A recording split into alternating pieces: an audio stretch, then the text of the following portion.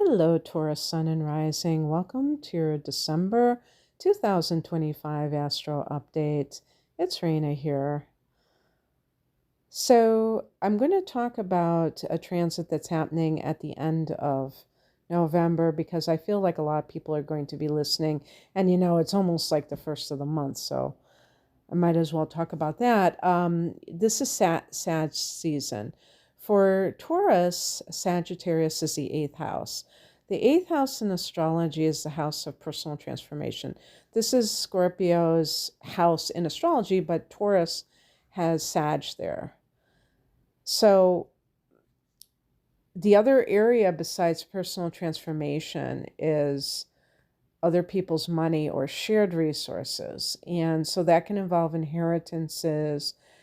I also would put money like dividends, things like stocks, and if you sell Bitcoin, crypto, I think should be the eighth house because, um, first of all, it's an investment, but also it's like, cryptic. It's hidden, and that's kind of like Scorpio is pretty secretive too. But anything that involves money that you didn't personally earn, but especially I think when it comes to people in your life, like ex husbands or wives, or if it's an inheritance with the dealings that you're having with family members. So on the 30th, Venus goes into this house. And Venus can be money. Venus is your ruler. Venus is the ruler of the second house of earned income. It's also a ruler of the seventh house of committed partnership. But for you as a Taurus, this is very significant. So you could be seeing money from inheritance or another person, maybe even a gift of money coming to you. This can also be if you are coupled that your relationship is deepening. Like even after marriage, people are still having their relationships evolve. And sometimes you may find out, your partner may tell you, oh, I never said this to you before, but when I was 6 years old, this happened and it really affected me. Sometimes it takes a long time for people to trust. So it could be something along those lines as well. On the 4th, the full moon is at 13 degrees of Gemini. Okay, that's Taurus's second house of earned income. So that could be some kind of like boost financially too, because it could be either like you get a raise or you get a bonus. It's Christmas time, a holiday bonus. Full moons can bring things to completion. Maybe there's a source of income that is being phased out for you to make room for something else. Or if you're retiring, then it might be that you're moving on to do different things. On the 10th, Neptune turns direct in Pisces. And it's funny because that's the 11th house. This is in your 11th house. And that is a house that can be connected to money because it's the gains through either your business or your career. And Neptune retrograde might have been some kind of reality check, some kind of disillusionment. Maybe you have seen, because you also have had Saturn retrograde in this house, and it turned direct. I'm saying it in the past tense, but it hasn't happened yet. But on I believe it's the 27th of November, Saturn turns direct in the 11th house. And that can be, there might have been some kind of issues with your profits or your gains of some sort. And with Neptune retrograding, you might have felt very disillusioned about it. You might have thought that it was going to be better than it was. And it might have even caused you to consider quitting a job, and by the way, with the full moon in the second house, there may be some people that have taken that route, but just because they quit doesn't mean that they're not going to have something better, or they're not going to have even more money. And so when Neptune is direct, there can be a lot of idealism, but sometimes there can be delusion, like delusional ideas. And that's where people get into trouble, because they might believe that something is possible when they're not. It's like kind of like the Saturn and Neptune partnership at this time, where they're both, in conjunction. They're in conjunction with each other, where one is about laying down foundation. Saturn is about discipline and realism, and Neptune is about idealism. Because Saturn has already turned direct, it's possible for you to continue to lay down these foundations for your gains, but doing so in an improved manner. Neptune direct allows you to dream big again and just feel that idealism that I feel is so important when you're trying to make things happen. The 11th house is also the house of friendships and groups. So if you had any kind of group that you belong to, or, your social circle, and you were deceived by somebody and you feel like everybody is deceptive. This is also, like even something with a group, if it was like a spiritual group, there may have been this feeling that they don't practice what they preach. They're not what I thought they were.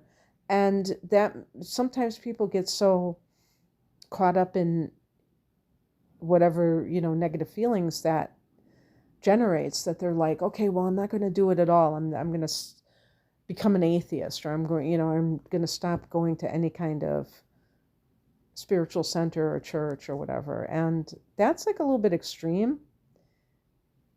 And you may have realized that you kind of overreacted, and you're just like, no, maybe I won't go here, but I'm still going to believe in God, and I'm still going to believe that I will find my ideal sangha. I think, that's like the congregation, if you will. That's like a Buddhist term, but, or finding your tribe, the people that really feel like home to you, that you really resonate with. The next day on the 11th, Mercury goes into Sagittarius, into that 8th house. You may be having discussions about money that you share with others. You may have some kind of contract come up where you have to deal with these sorts of matters. This is a time when it's going to be easier for you to see other people for who they are, because this is a house that is connected to psychological motivations and things like that. And that could give you a lot of insight into why people do the things that they do. And maybe you're even studying something like astrology is connected to the 8th house of the tarot, or something along those lines. And that's very, inspirational for you.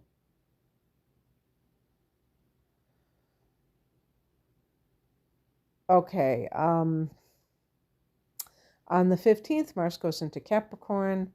Capricorn is a fellow earth sign, so it trines you. It's in that 9th house that Sag rules, and is very expansive. This does have to do with the law itself, and Mars can be kind of a warrior energy. Even if it's not actually taking the law into your own hands, so to speak, but simply being charged up about something, a legal matter, or the ethics of something. That could make you feel like a zealot, like you're telling anyone who can listen, I can't believe this is happening. This is going on. But you might be traveling. Ninth house can be long distance travel.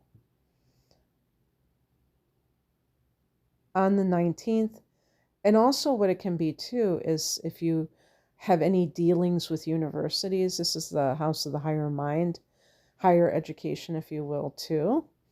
And so Mars can be combative, or it could simply be that you're just putting a lot of work into, because you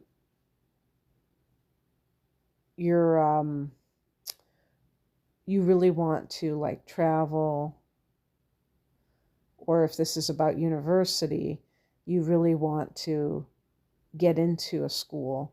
And so you're going to try and, make it happen. But also, like if you're in academia, and let's say Mars can be very competitive, so you might be trying to get like a tenureship, or what do they call tenure? Trying to get tenure. And that can lead to its own conflicts. Or just simply just the ambition. It doesn't always have to be that there are conflicts going on. On the 19th, new moon at 28 degrees of Sagittarius. So new developments with other people's money. Also, anything that you're doing that has to do with personal transformation. This is a great time to really dive deep into that and maybe initiate something. On the 21st, the sun goes into Capricorn, and then on the 24th, Venus goes into Capricorn in that ninth house. Do you have a love interest that is overseas? That could be Venus and Capricorn. You're going to go visit them. Maybe you met online, who knows? But any kind of person, you don't have to travel to a foreign country. You might meet somebody who is a foreigner here. When I say here, I mean wherever you live. And you're able to, you're dating them, different nationality or different ethnicity, because you can share a nationality with somebody. They could be of a totally different culture or race. And by the way, that sun in Capricorn, that's the solstice time. So in the northern hemisphere, this is the winter solstice, when the sun will, start getting stronger again. I'm recording this like a week after I could say 6 days after we had the time change. And I was thinking to myself, well, it's no big deal. It's still light, it gets dark at 5 o'clock. Well, it's going to start, getting even darker earlier. So it really does, affect how we live our life. And it's so joyous to have that sun start to strengthen. We feel like we kind of went to the bottom and we're rising back up.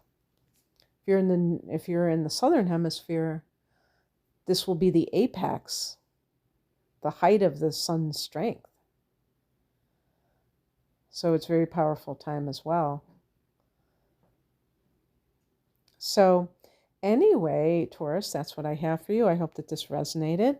If you would like a private reading, I have all kinds of readings, natal chart interpretations, transits for the upcoming year. I have love readings, career readings. You can find out more information at the link below. Thanks for listening. Bye.